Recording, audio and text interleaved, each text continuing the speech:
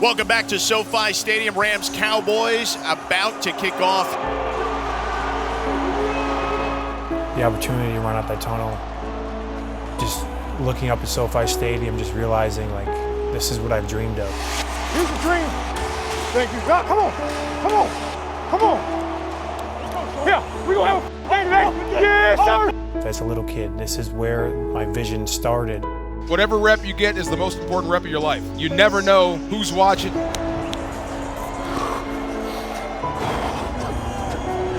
Thank you, God. Thank you, God. Thank you. I know you're proud of me, Dad. I know you're proud of me. I'm gonna have a day today. I'm gonna play for you. I'm gonna play for all the people who are doubting, all the people who are overlooked, all the people that just want it as bad as I do, Lord. I've worked so hard just to get a chance to play in the NFL, and just realizing that, you know, I've done it, I did it, but it's not where I want to end it. I first started playing football when I was about 6 years old, and then kind of fell in love with the game ever since. Shotgun snap. It's got room. It's going to go all the way. Takes it to the house. Watching NFL football, watching college football as a little kid, watching these guys do what you do in an older version, it makes you want to continue playing. I was able to start playing varsity football my 10th grade year. That's kind of where I was like, if I really want to go pro or if I really want to go Division I, I think I got to really start putting in a lot more work. So I just kept working, kept putting my head down, and then going into my senior year of high school, you know, we were fortunate enough as a team to make it to our state championships. At that point, you know, I thought, you know, this is the year I'll get an offer, I'll get this, I'll get that, but nobody called, nobody emailed. Shaun, you had a great senior season. Why were you able to get so good this year? I had a lot of family support, a lot of friend support. A lot of people told me, you're not going to go D1, you can't make it D1. They're bigger than you, faster than you, stronger than you. There was one time where I walk out onto our front porch and my dad was just sitting out there, and he told me to come sit down. And the one thing that he told me was never give up and always be humble. My dad was a Little League coach. He taught us the game. He was a defensive coach, so I think that's kind of why I picked, you know, become a defensive player. And I think that's where I learned the mindset of giving 100%. Ended up getting one offer from an FCS school. I decided to walk on to the University of Buffalo. My freshman year, I was able to play all 4 phases on special teams. As a walk-on, you don't get the same meals or the same gear or stuff scholarship guys get, but you still get treated the same by the guys in the locker room, which is a big thing.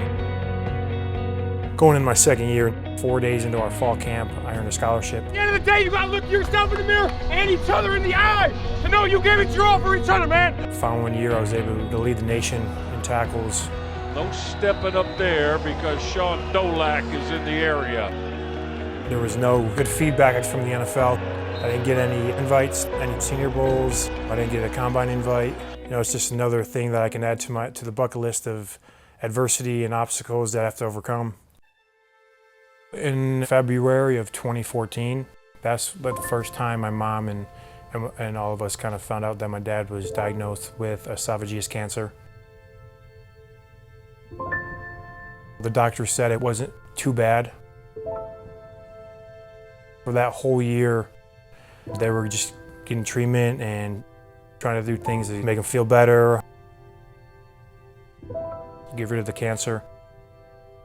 Fast forward about a year later, they basically came back and they told my mom and told my dad that he was cancer-free. And then about a month later, my dad had some pain going on, lower body-wise, and they ended up finding that it was already in his kidneys before it got to his esophagus. But they just found it in the esophagus first. So then they said that there was not much else they could do. Being a 14, 15-year-old kid, you're kind of naive and you understand what's going on, but you don't understand, you know, to the extent of how bad and what's really going to happen, or you don't want to believe what's going to happen. Little excavator. Yeah, that is awesome, buddy. Let's see. Vroom, vroom. Wow. That is cool, buddy. Thank you. Oh, you got a little dirt in the excavator, huh? Oh, that's what it's for. Today we're at Cedars-Sinai Guerin Children's, and today I was just able to give back and just go into some of the children's rooms and seeing what these kids go through and just being with them and just seeing them smile is what we're here to do. Okay. All right, Shaun, this is Pablo. How's it going, Mom? Hi. Hey, Pablo, what's going on, buddy? How you doing, man? What you got there, an iPad? Yeah. Oh yeah, what kind of games you play on there? Candy Crush, yeah.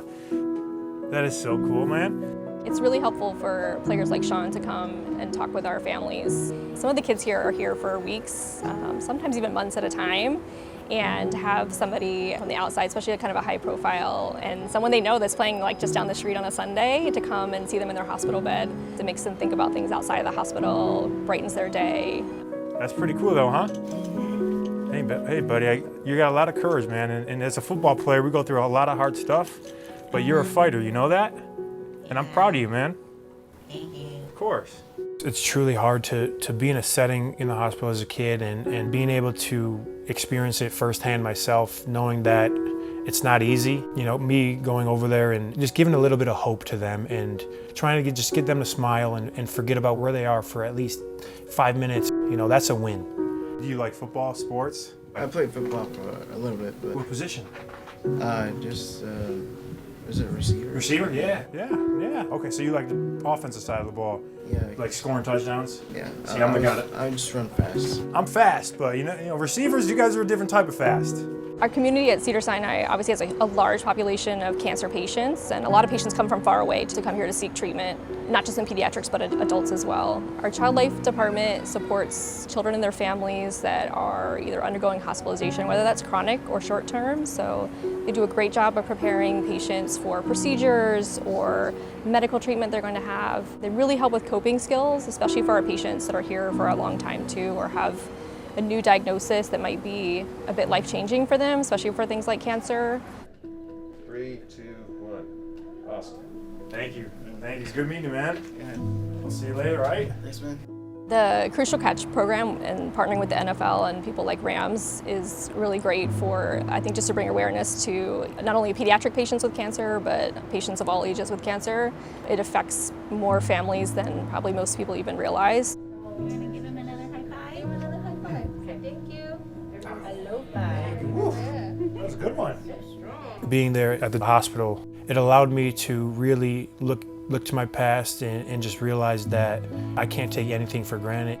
The biggest thing that I've learned from my dad was, you know, when people go through things in life, you have to push forward, you have to be resilient, you have to persevere through anything you're going through, because there's gonna be dark days where you feel like you don't see any light.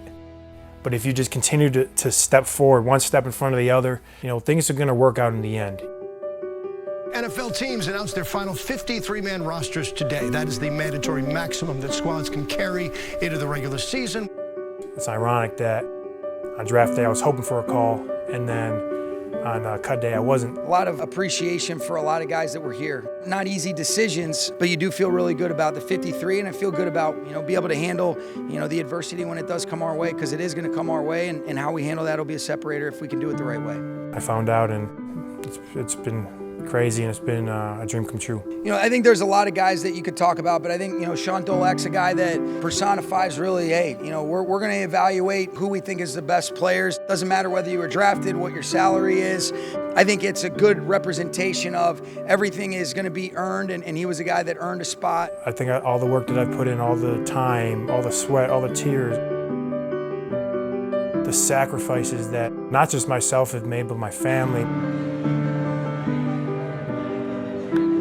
Every single day I step on that field, it's a blessing for me. Looking back, there's so much stuff throughout my life. I'm not supposed to even be here. Ensuing kickoff is a low line drive that just gets to the landing zone, just inside the 20. Bobbled and picked up, carried to the 23-yard line, and planted there. Shaun Dolac, the undrafted linebacker out of Buffalo. You know, looking at it now, I think we went through all that stuff to make us stronger. I owe it to my family, I owe it to the people who believe in me. My dad, he's always thought one of his boys could make it to the NFL. And here I am.